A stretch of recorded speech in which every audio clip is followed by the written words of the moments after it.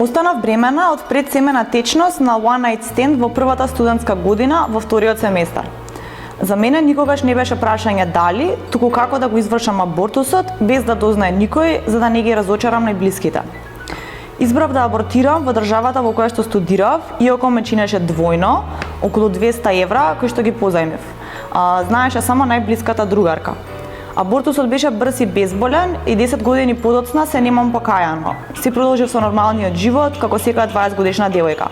Мојот моментален партнер знае и воопшто не ме осудува. Сакам деца, но во своје време.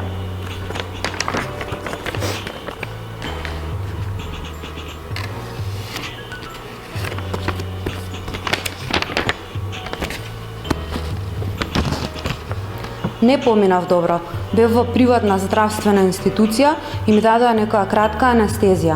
Имав силни болки цела недела. Дополнително се јавија компликации по извршениот абортус со силни болки и никако не добивав, а според нив веќе требаше да ја добиам менструацијата. На крај со големи болки отидов кај мојот матичен гинеколог. На ехо виде дека нешто не е во ред и дека не е добро исчистена матката. Итно ме упати во болница, каде претходно ја правев интервенцијата и се јави на некој број. Кога стигнав таму, не ме ни одведоа до пултот за пријавување на пациенти, туку веднаш ме спроведоа во собата каде што ги подготвуваат за операција. Без ништо да ми кажат, пак ме успија. Кога се разбудив, ми рекоа да почекам саат време и да викнам некој да ме земе. Повторно ништо не ми објаснија. Ми дадоа да пијам антибиотик 14 дена.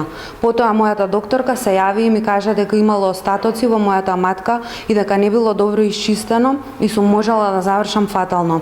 Никогаш повеќе не сум била во приватна клиника и не им верувам. Искуството ми е стварно лошо, но не од процедурата, туку од лекарското незнаење и его.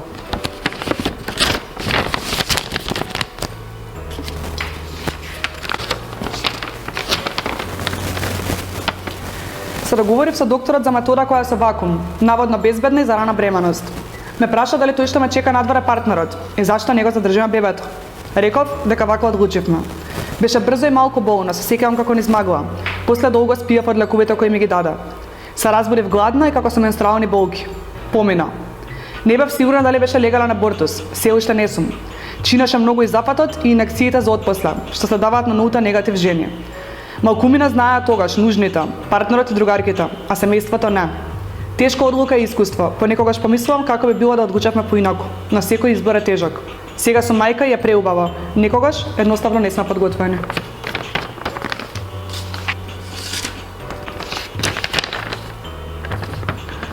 Во однос на медицинскиот персонал, болницата и целиот процес се беше во ред и сум задоволна од професионалноста. Беше вклучен и разговор со психолог кој беше законски задолжителен, но за мене сето тоа беше прилично навредливо да е законски обврзано некој да ми ја преиспитува одлуката за моето тело. Се уште никој од моето семејство, ниту најдобрата другарка не знае за тоа мое искуство и се надам дека така ќе остане и за секогаш.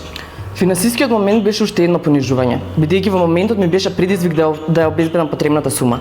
Ликот кој што беше виновен за сето тоа ја плати процедурата, но не пропушти при тоа да каже дека тоа се му е сомнително, дека се случило баш со него. Понижувачки е како се најде во таа ситуација, но уште по-понижувачки е дека современото општество одлуките на една личност во врска со сопственото тело ги преиспитува и забранува закон донесен од празноглави нечии послушници кои убедуваат дека тоа е убиство или против традиционалните вредности.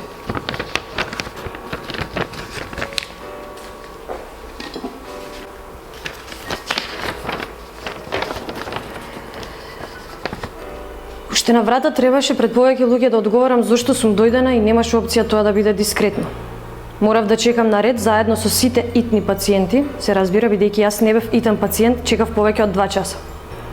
Пред да стигнам на ред, повеќе пати ми се обраќаа со срце душо и јавно морав да одговорам зошто сум дојдена пред повеќе од 20 пациенти. Само го прегледа извештајот на мојот матичен гинеколог и ме упатија кон уште 3 други канцеларии за да ја завршам процедурата. При наплата пак морав пред повеќе луѓе да кажам зашто плаќам и да слушам разговор со службеник во соседна просторија која се чудеше зошто плаќам приватно. Мене никој не ми кажа дека има државно или приватно. На што службеничката му кажа, па сама решила. Се разбира, таа службеничка немаше никаква информација на која би го базирала тоа. Единствениот нормален и пристоен дел од оваа процедура беше разговорот со социјалниот работник, кој беше едноставно лице кое ме праша како сум. Во последната канцеларија требаше да ги добијам апчињата. Кога конечно дојде една сестра и ми даде едно апче за кое не објасни ни што е, ни што ќе предизвика и ми рече да го испијам веднаш. Јас побарав објаснување и морав да чекам додека сестрата не заврши со качување по столчињата да бара клучеви над шкафчиња за да ги најде другите лекови кои требаше да ми ги даде, за да ми каже дека тоа е првото апче. Кога прашав што можам да очекувам од кога ќе ги испијам и другите апчиња, таа ми објасни кусок, крварење, гадење и може малку болки. Кога потпрашав дали тоа би биле силни болки, таа ми рече: "Срце, секој човек си е различен, не знам како тебе ќе ти биде." Кога дополнив дека прашувам за да знам дали да земам слободен ден од работа, таа ми информираше дека би било добро да останам дома, за да не ти се смеат на работа ако ти се слоши. Добив упатства устни и писмени за терапијата која требаше да ја земам, но и двете не соодветствуваа. Побарав да добијам копија од брошурата која имаа за медикаментозни абортуси и таа не соодветствуваше со терапијата која ми ја дадоа. Но имаше многу подетални објаснувања од оние кои ги добив усно. Кога понедела дена се вратив на контрола, сцената беше скоро иста. После час и пол чекање прашав докаде е мојот ред и сестрата која правеше прием дрско ми објасни дека сум немала документи. Јас објаснив дека на минатата посета ми беа задржани и веќе вознемирена прашав дали тоа не го забележале кога ми направија прием на документите пред час и пол. Ова препрашување беше видено како агресија и веднаш добив закана за однесувањето. Откако ова ме вознемири до расплакување, отидов да си ги барам документите. Откако ме најдоа и вратија на преглед во ординацијата имаше толку ужасно валкана столица со крвави остатоци од претходни прегледи, што морав да ја сликам. Прегледот беше брз и соодветен, но нема време да поставам никакви прашања освен во лет. Потоа побарав да зборувам со представник на болницата, кој истиот ден ми се јави да направам анкета за задоволство од абортусот.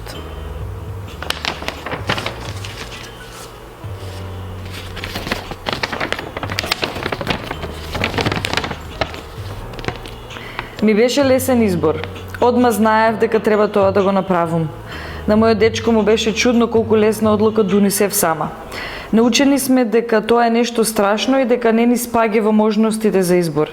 Ама треба да се смене наративо дека ако дојдеш до такво нешто мора да прифаниш и да го си го смениш живото. Бев на гинеколог во Скопје, другарка што ми го препорача, и уште во првиот момент сватив во какво општество живееме. Гинеколого, жена, одма ме честита дека ќе буду мајка без да ме пита дали уствари сакум.